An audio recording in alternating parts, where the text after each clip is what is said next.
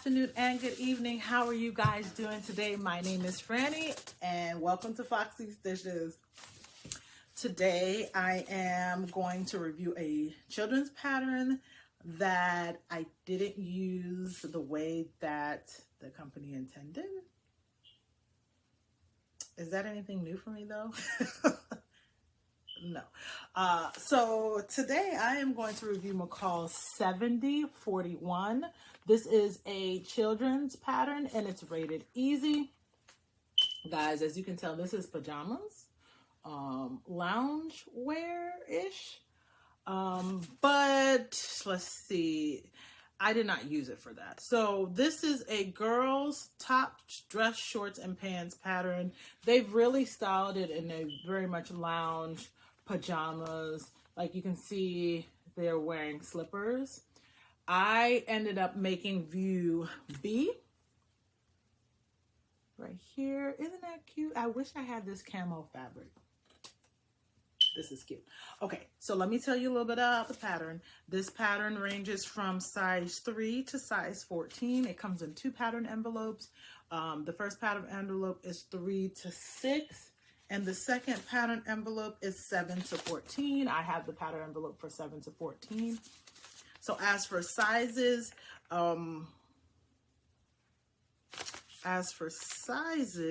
chest is small as 22 inches all the way up to 32 inches. And then the waist is small as 20.5 inches all the way up to 26.5 inches.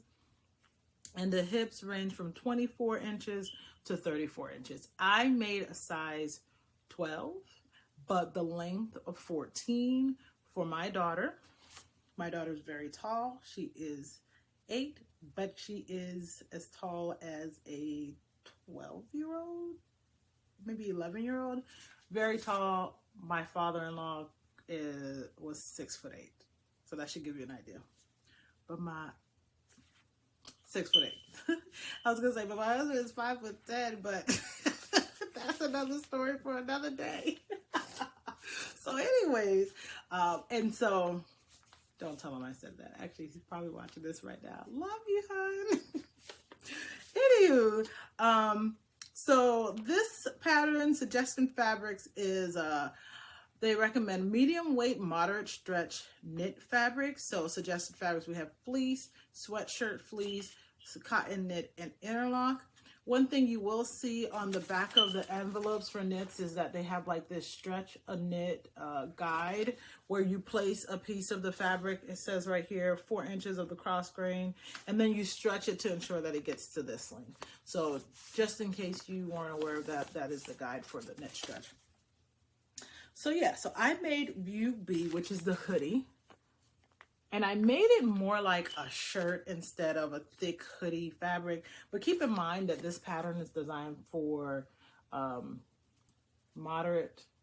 So I knew that making a shirt out of this would have been fine because this view A is just a standard shirt. So it was perfect. I absolutely love this pattern to the point that I am going to make it again. I have some controversy in my house right now as a result of me making these this top. And so I need to resolve it quickly before it escalates. So with that said, so I made view B, and I made it out of this fabric that I purchased from Joann's. I love animal print, you guys. And so when I saw this in the pop fabric, I immediately picked up 2 yards. I was going to use this fabric for myself. My daughter was not having that, and so I ended up having to make something for her. And to the point that she would ask me over and over again, Mom, what are you making for me in this fabric? So we might have a twinsy movement because I still have some fabric left. But focus. So with the shirt that I made, I used 1 1/4 yards of fabric. I'm sorry, you know the font is so small. So 1 1/4 yards of fabric. I still have a little over a yard left. Actually, I think I picked up 2.5 yards because I have a little over a yard left.